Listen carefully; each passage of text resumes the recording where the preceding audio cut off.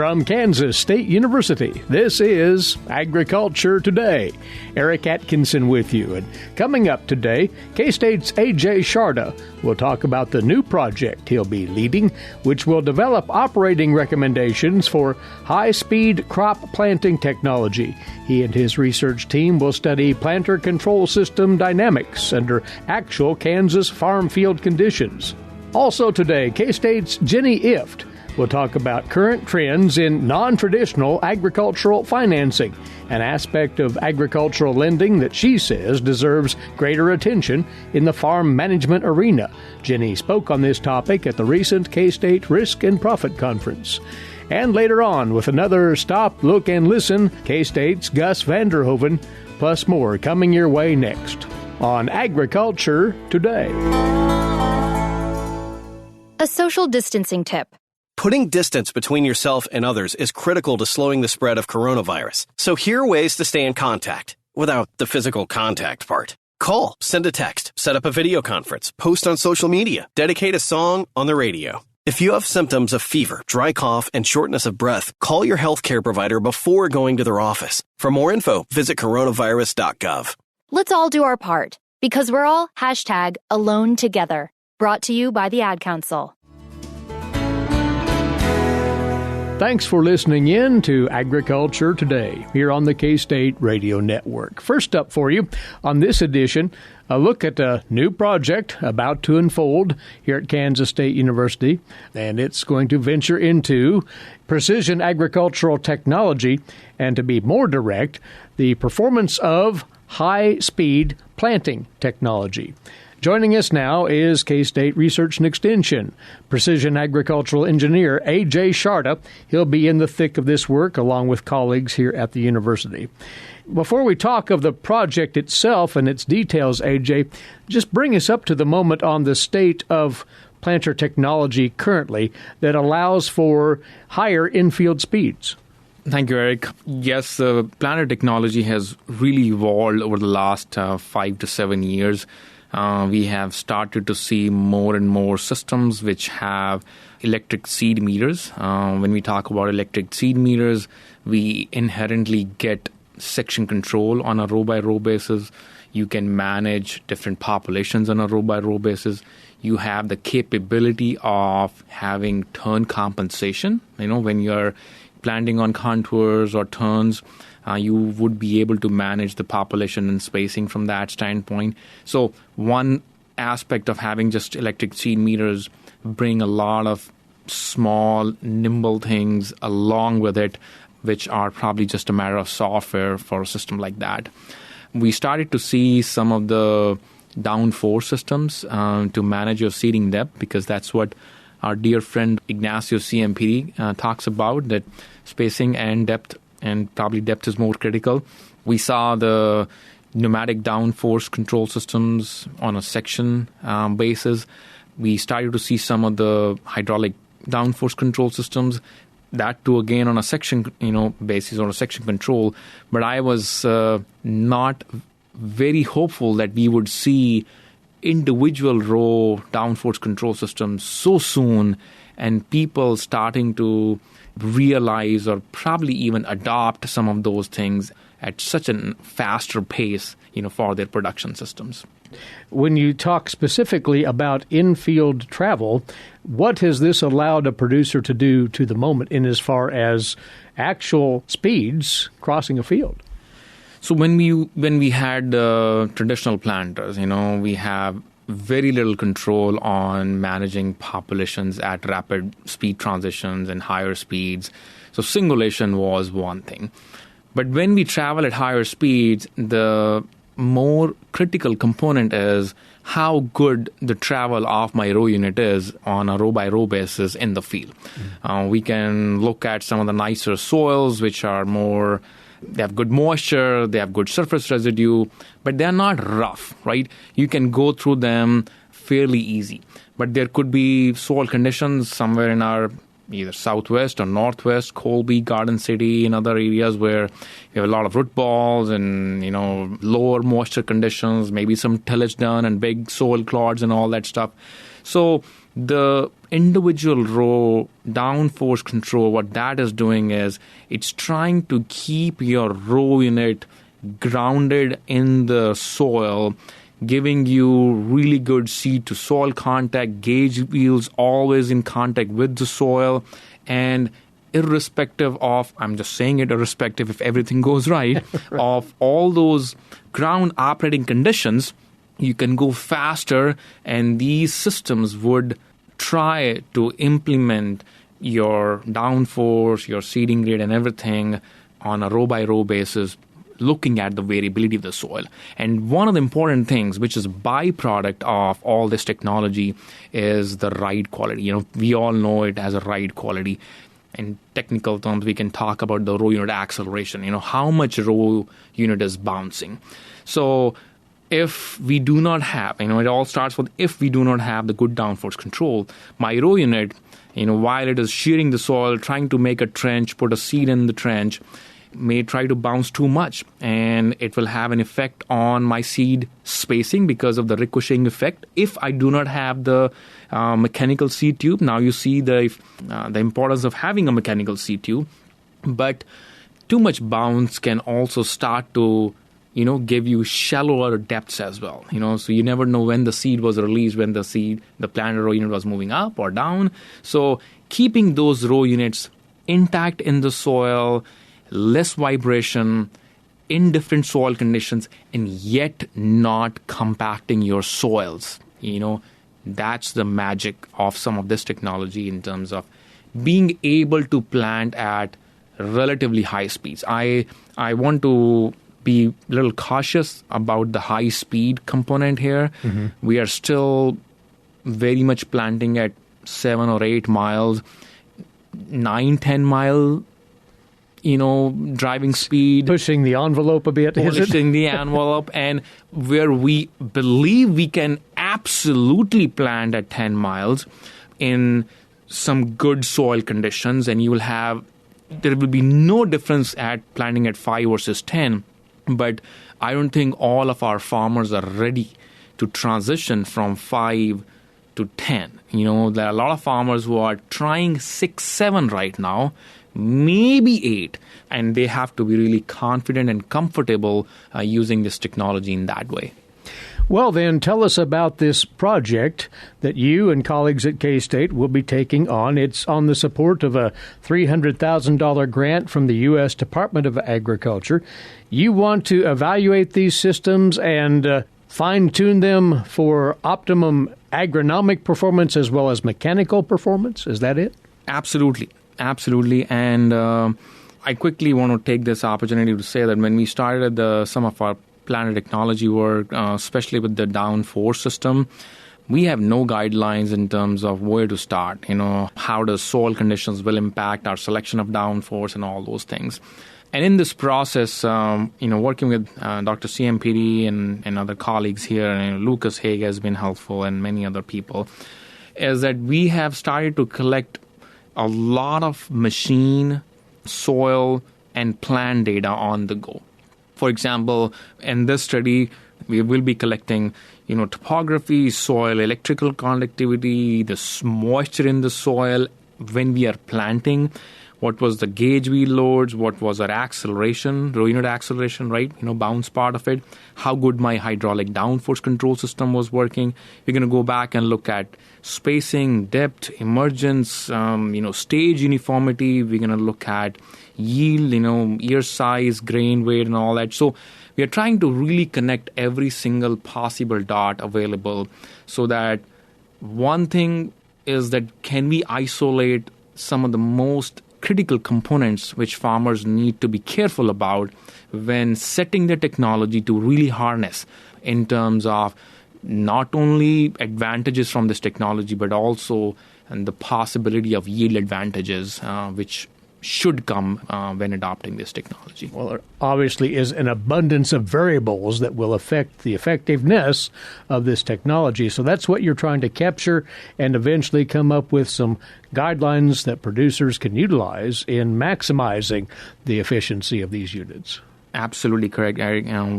What our goal is that we are already working with 3 or 4 growers We typically farm somewhere between 800 to 1,000 acres every year. Those are all farmers feel. So think about it, that we have to do everything absolutely to the T in terms of the expectations of the farmers. But that also gives us an advantage of going out and asking for a specific type of field. We can ask for, field with a, cover crop. We can ask for a field with, irrigation or no irrigation, or, a lot of terrain or terraces. And we have done that, all of those fields already. I think so these variables will give us a more opportunity to really look at all these machine and operating components and come up with some recommendations for producers in terms of best management practices. And hopefully they are able to really harness not only the capabilities of technology, like I said, but our bigger goal is to now show the yield advantages. Can we get 3, 4, 5 bushel yield advantage, which could be significant in these times and ages of where we stand on commodity prices. Yeah. All important. Once more, on-farm technology, multiple sites in the state of Kansas working with farmers cooperatively in carrying this out. So you'll start this coming spring with this 3-year project, AJ, correct? Yes. So we have a continued relationship with our producers, but for this specific project, we're going to start from spring of 2021. So we are on track in terms of what our goals are for 2021 and beyond. Looking forward to the information that you generate from this in-depth study of planter technology for high-speed seeding of row crops. We will stay with this as we talk with you further. AJ, thanks for coming over, telling us what you'll be working on here. Thank you. And specifically, they have been funded, have AJ and his team, by the USDA $300,000 to look into planting technologies and how one can utilize those technologies, higher speeds across the field while maintaining crop productivity through it all. Ajay Sharda with us here. He's a precision agricultural engineer, K-State Research and Extension, among those who will be carrying out this project over the next 3 years. Agriculture Today. We'll be back after this over the K-State Radio Network. What is radon? Home exposure to radon gas is the leading cause of lung cancer death in the United States for non-smokers. In Kansas, 1 in 4 homes will test at or above the EPA action level. The Surgeon General recommends all homes be tested and fixed if necessary. Visit kansasradonprogram.org for more information. Test, fix, save a life. This message brought to you by the Kansas Radon Program, the Kansas Association of Broadcasters, and this station. Welcome back to Agriculture Today, and on this segment, we'll take up yet another subject that was covered at that recent Risk and Profit Conference out of Kansas State University's Department of Agricultural Economics. And in this case, the session was handled by a brand new agricultural economist on the staff here at K-State. She talked about non-traditional finance in agriculture, which we'll get into. But first, we want to introduce to you Jenny Ifft. And Jenny, you are now appointed here at K-State as the new agricultural policy specialist, under which you'll wear many hats, right? Yeah, that's right. I'll be partially in the space that Barry Flinchball was in, as well as Art Barnaby. So I'm going to be trying to learn from what worked for them and also looking towards the future of what the major problems and challenges are going to be for Kansas agriculture that are policy related. So you'll be covering policy proper, crop insurance proper, and anything in between, it sounds. So that's the big question, right? Okay. When you think about agricultural policy, you could say, well, that's the Farm Bill, that's crop insurance. There are other policy issues, right? Energy, environmental regulation. I was previously at Cornell University, and farm labor was a policy issue because you're working with a guest worker program. There's federal immigration policy. There's local immigration policy. So part of how I am going to define policy depends on what the needs here are and what the political situation is and what I can bring to the table. Looking forward to working with you on these topics in the future, but we do want to concentrate on the one that you spoke on at Risk and Profit Conference, non-traditional agricultural financing. What enticed you about this and led you to present your thoughts on it? Well, I'd say generally, I think non-traditional finance is important both from a policy perspective and from a farm management perspective. From a policy perspective, it's important because we don't know how big this non-traditional finance is. So generally speaking, we have financial regulators, and they're tracking all lending activity in agriculture, which is largely from the farm credit system and commercial banks. One of the reasons they do this is because if you have too many farms that say are defaulting on their loans and they have to sell farmland to pay back their loan, to stay in production, whatever, if you have that happening on too large of a scale, farmland markets are going to weaken. You could have farmland prices decrease a lot. That's going to affect everybody's balance sheet. This is an important policy issue. So that's one reason why I'm interested. I think it's important to the entire agriculture sector, even if a particular farmer isn't using it, and even if you're what I'm calling a traditional lender. Well, definitions would be important here. Yes, what is meant by non-traditional agricultural financing? Right. Now, I didn't call this old finance and young finance. Okay. So some of the non-traditional, what I'm calling a non-traditional lender, they've been in business for a long time. And I'm using the word traditional in the sense that this is the norm, or where this is the majority of producers are getting their credit. And that really is from a local lender that has a local branch. There's a relationship banking norm, and it typically would be a farm credit system lender or a commercial bank lender. But the non-traditional would break into, you had 3 categories of non-traditional lenders, did you not? Yes, that's right. I've taken it upon myself to make 3 categories. It's somewhat fluid. But the first one I call high-volume branchless lenders. And this is mostly life insurance companies and Rabobank, Conterra. These are basically what the title says. They're working with larger clients, and they're not having local branches. That's not that they don't know their clients well and provide a high degree of service, but they're not doing it through a branch. They're typically going to have very competitive interest rates as well. And that's a sizable class of lenders. But you have vendors involved in this arena as well, right? Yes. Vendor finance is a large category and probably growing. And this is really where, and I say that anybody that sells something to a farmer sells credit too. And there's different ways that it could actually work, but it's really that credit is coming through who you're purchasing seed from, who you're purchasing chemicals from, who you're purchasing equipment from. That's almost always an option when you're purchasing something. Sometimes it'll be the retailer themselves. Sometimes the retailer is going to be working with a bank. It's actually a bank loan, but it's through that retailer. Could be a leasing type of situation. So there's a lot of different forms of vendor financing, but it's basically they're selling you something that's not credit, and credit is what it boils down to. And the third of the 3 in your presentation, collateral-based financing. So where does that fit in? Right. And so these are typically primary agricultural lenders. They're not banks, so they're not deposit-taking institutions. Their decision to make the loan is primarily going to be based on the value of the collateral. If it's a loan for equipment, it's going to be primarily based on the equipment. If it's a loan for an operating loan, it's going to be based on the value of the crop. It's a real estate loan, it's going to be based on the value of the real estate. Whereas a bank might be looking at the entire farm operation or the farm's balance sheet to make that decision. Now, some collateral-based lending falls into what is being referred to as alternative lending. And these are for clients that are in a riskier situation, and they're going to be paying a higher interest rate. So it's a situation where the lender takes on more risk, and there's a price for that risk. So that's what we're talking about. Jenny, your presentation centered on the trends in these financial arrangements. And do we see a larger share of the lending pie going toward these non-traditional entities then? As far as we can tell. And this is what makes this an important and interesting problem. So we know that implement dealer financing is increasing and increasingly taking up a large part of the market share. That's from National Farm Survey data. So that's what we can tell from that. From the KFMA data, so from data that's collected from farmers that participate in KFMA, they also seem to be increasing their use of non-traditional lenders.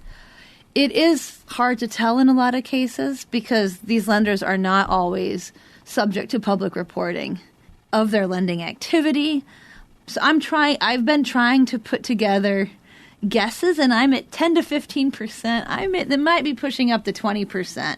But it's a little bit slippery, right? Because you don't know how big that part of the pot is, and you don't know how big the whole pot is. But they are a very important part of the financial landscape, and as far as we can tell, they're growing.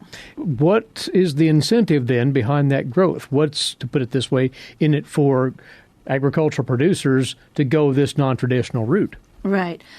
There's not just one factor. I think when you read about this in the papers sometimes, the first thing you think of is financial stress. You can't get your operating loan extended, so you go to a secondary lender. And I think that's part of it. But there's a lot of other things happening as well. In some cases, it's just convenience, especially with vendor financing. They make it pretty easy for people. And a lot of times these aren't huge loans in the scope of the entire operation. So it's a relatively smaller loan that's relatively easy to apply for. So convenience and service is a factor.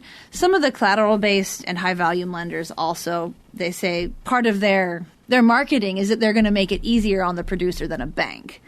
So service and convenience, that's a part of it. Financial stress is part of it. I think also another story that I've been hearing a lot, we're starting to see more larger, diverse farms. And they don't have conventional business models. And so in some cases, it seems like these non-traditional lenders may have more flexibility to work with these type of operations. Another thing that I've been hearing about is that farms that don't own a lot of land and are trying to grow, they're going to be really using debt to grow. Younger farmers in particular? Younger farmers, yes. As far as we can tell, younger farmers are using more non-traditional lenders. So how important are these trends to the agricultural financing scene, if you will? Is it something that needs to be paid attention to and tracked for additional trends in this area? I certainly think so. It's something where I want to spend some of my time over the next few years. The simple fact, just because it's growing so much and we don't know exactly how much it's growing, but we do know that some share of this growth is coming from farms that are more financially stressed. That's what makes understanding the sort of the volume and the trends here important for all of agriculture. Well, there are a great number of dynamics involved in this topic. So as you uncover more things, that simply will allow you to convey what you find to producers so they can have a better grasp of what non-traditional financing is all about. Is that part of your goal then? Yeah, I think there are management implications to it for sure. And it's again, I think we talked before about interest rates. That's only one part of the cost. For vendor financing, you're buying the product too. So is the product price the same if you're using financing? That's not always going to be the case. And it's also how you structure your financing. Are you able to secure, your operating line for the entire year, for part of the season? There's a lot of bigger questions about how you're financing your operation as a whole, as well as your production costs. So I do want to look at it both from the policy perspective, but also from a farm management perspective. Well, it ought to be an intriguing field of study, one of many that you'll be undertaking in your new capacity here at Kansas State University. Looking forward to what you uncover in this area and other facets of agricultural policy. And appreciate you taking some time to visit with us, Jenny. Thanks a lot. She is the newly appointed Agricultural Policy Specialist with K-State Research and Extension, Jenny Ifft. Jenny spoke on non-traditional agricultural finance at the recent Risk and Profit Conference just a few days back. Agriculture Today returns after this break over the K-State Radio Network. Make hand washing a healthy habit everywhere you go. Wash your hands with soap and water for at least 20 seconds. Especially after going to the bathroom, before, during, and after preparing food, and before eating. If soap and water aren't available, use a hand sanitizer that has at least 60% alcohol. Life is better with clean hands. A message from the Centers for Disease Control and Prevention. You are tuned in to the K-State Radio Network and Agriculture Today. Eric Atkinson with you, and next up, today's agricultural news headlines for you, courtesy in part of DTN. U.S. Trade Representative Robert Lighthizer, Treasury Secretary Steve Mnuchin, and Chinese Vice Premier Liu He held discussions via telephone Monday evening to assess the status of the Phase 1 trade agreement between the two countries. A statement from the Office of the U.S. Trade Representative said the regularly scheduled call saw the parties discuss steps that China has taken to effect structural changes called for by the agreement that will ensure greater protection for intellectual property rights, remove impediments to American companies in the areas of financial services and agriculture, and eliminate forced technology transfer. The discussions also covered the significant increases in purchases of U.S. products by China, as well as future actions needed to implement the agreement. Now, the Xinhua news agency said the discussion was a constructive dialogue on such issues as strengthening bilateral coordination of macroeconomic policies, as they wrote, also the implementation of the China-U.S. Phase 1 economic trade agreement. Both the U.S. and Chinese sides said they were committed to implementing the trade deal. Agriculture and biofuel groups are mounting a defense of the EPA's year-round E15 approval, arguing in a court brief filed in a federal appeals court that the agency was within its legal parameters with that action. Back in May, the American Fuel and Petrochemical Manufacturers challenged the EPA's action, that group arguing that E15 is not a fuel substantially similar to E10 and that the agency did not have the authority to reopen E15 waivers it granted for use in vehicles 2001 and newer. In that court brief filed with the U.S. Court of Appeals for the District of Columbia Circuit last Friday, the interveners in the case, which included the National Corn Growers Association, Renewable Fuels Association, and Growth Energy, all argued that the EPA's action was consistent with the Clean Air Act and congressional intent, and extending a waiver to E15 was appropriate because fuel volatility decreases as ethanol content in gasoline rises above 10%. They went on to say that when the agency approved year-round E15 sales, it concluded that the fuel was substantially similar to E10 blends, essentially eliminating the summer driving restriction in some areas of the country. The industry contends that adding that extra 5% more ethanol in the summer would actually reduce tailpipe emissions. With regard to the challenge of the EPA's finding that E15 is substantially similar to E10, the groups argued the agency only had to make a finding that E15 is similar to at least one already approved fuel. The AFPM argues that E15 would need to be substantially similar to all fuels, including diesel. Payments under the Coronavirus Food Assistance Program increased to $9.2 billion as of this past Monday. According to the latest numbers, that's up $9 billion from the prior week. Payouts for livestock remained the highest at $4.6 billion, $2.4 billion for non-specialty crops, $1.7 billion for dairy, and $479 million for specialty crops. By commodity, the USDA says that $3.9 billion has gone for cattle, again $1.7 billion for dairy, $1.6 billion for corn, $574 million for hogs, $466 million for soybeans, and $237 million for upland cotton. No other commodities has seen payments totaling $100 million or more. As for the state breakdown, Iowa still tops the list of states receiving CFAP money, $921 million, followed by Nebraska at $664 million, Minnesota at $573 million, Texas at $544 million, and California at $515 million. In response to the coronavirus pandemic, more than $130 million in relief funding has been approved for economic development and connectivity here in Kansas. Scarlett Hagens tells us some of the funds could prove beneficial to the agricultural community. These federally provided dollars are being awarded in the form of grants to eligible businesses through the Kansas Department of Commerce. The Securing Local Food Systems Grant Program, which was created to support small meat processing facilities, food processors, food banks, local direct-to-consumer producers, and retail outlets to address supply chain disruptions as a result of the pandemic. The program is based on the need to increase capacity of local food systems. Specifically, small meat processors can apply for a grant to fund expansion of cold storage, equipment upgrades and updates, or expansion of processing areas.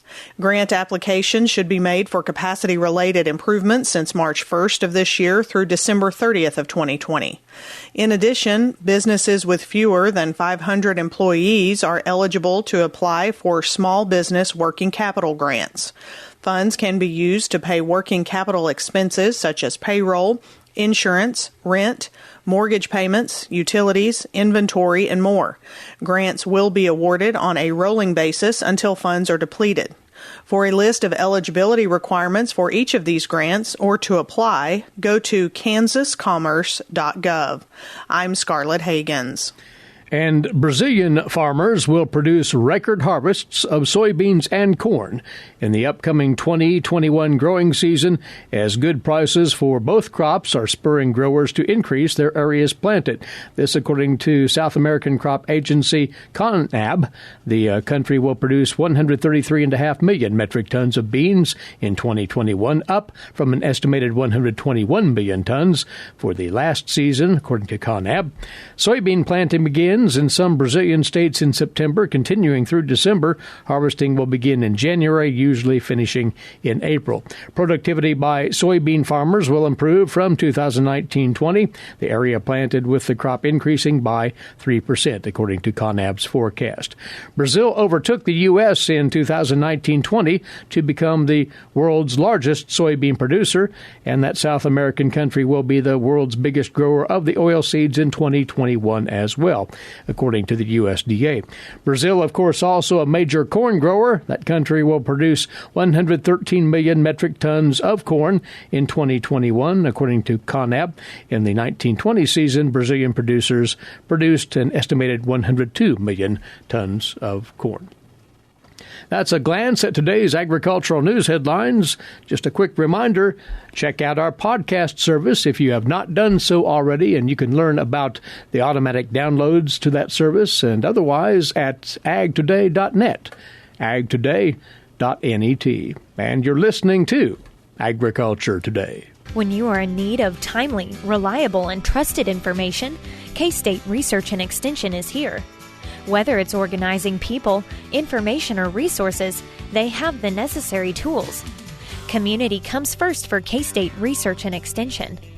For more information and to connect with your county's extension agents, visit www.ksre.k-state.edu.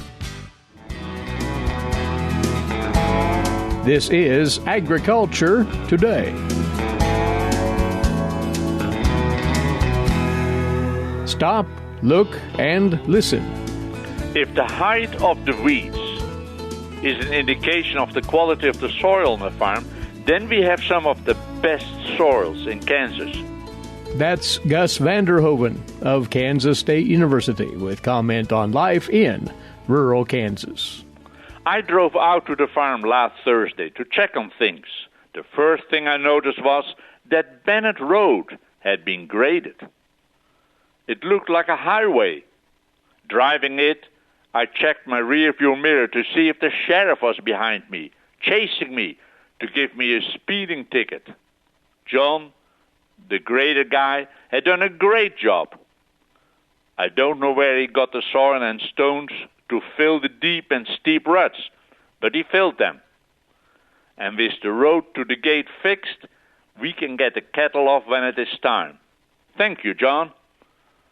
Of course, the weeds along the side of the road outside the reach of the grader were high. Good soil there, but more than that, ample moisture collects and runs by when it rains. Ragweed, 6 feet tall. It tickles your nose as you walk. After driving Bennett Road, I drove on to the main gate opposite the old schoolhouse. Entering the farm, I noticed the brome looked good. There was a lot of grass there. The place where they like to haul and load the bales on the semi is also coming back. There, the soil has been compacted. I wished we could do that differently, but you have to get the hay off the land. Be practical, and the semi-trailer makes fewer trips, but it does compact the soil. As I drove the farm road, I took note of where we have to cut the trees and shrubs back to make it easier for the swatter to get from one field to the other. That's not a public road. It's an old farm road, a very interesting road. Partly, it runs high along the creek, and a few huge oak trees grow there. Those trees stood there before farmers started to burn. The crossing, where I had to bulldoze repair the washed-away road, had some water standing. I stopped the truck and walked to investigate. No need to get stuck. No close neighbors anymore. After looking at the situation, I decided I could make it.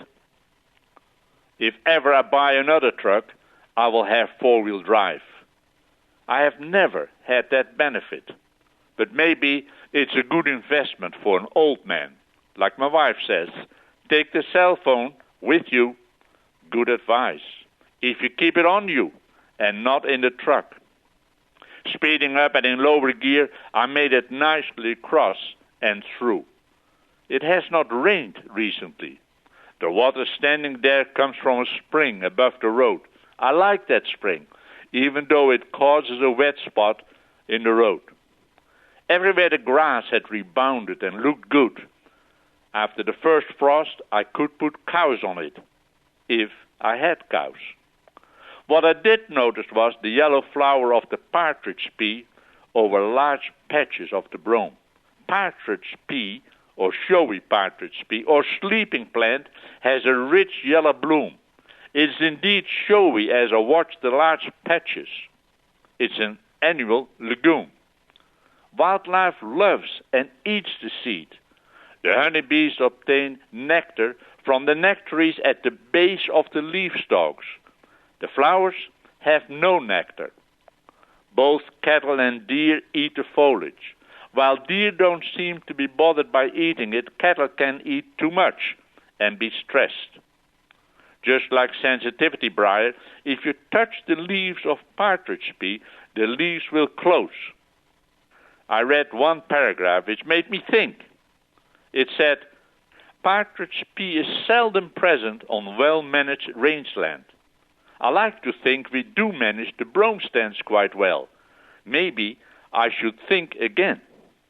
That thought made me pick up the report my oldest son Guido wrote when he was in grad school here at K-State.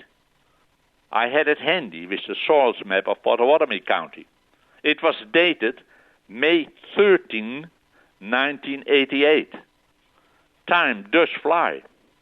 It was the time he and I built a half-mile fence where there was no fence, and we could not see one end from the other up and down the draws. But the 5-wire fence is straight as an arrow, standing strong. The report is titled, A Farm Plan for a Small Farm in Pottawatomie County, Kansas. Agriculture Economics 712. I quote from the introduction. A small farm whose acreage is not able to provide full-time employment or return to management and labor to meet living expenses under traditional management practices is the focus of this report. It's an interesting study, especially since I have intimate knowledge of the farm. At the end, recommendations are made and possible farm income shown. Reading it, I chuckle at one assumption. That is, assignment of labor with 168 hours of time in a week. There are 14 hours of sleep and 55 hours of primary income source. If I had worked only 55 hours a week at my primary job, extension, I would never have gotten anything accomplished. Extension, especially for a specialist, does not work that way. It surely did not in my time, and I think it still does not. At the end of the report is total farm income, prior to fixed expenses, their cattle, crops, hay. Subtracted from this total are the certain expenses, operation costs, and taxes. The balance then would be net return to management and risk. There's one thing not mentioned in the report. That's called wasteland. There is no wasteland. It's wildlife habitat. Gus van der Hoeven of Kansas State University with his weekly commentary on life in rural Kansas. He's along with us each Wednesday right here. And with that, today's edition comes to a close.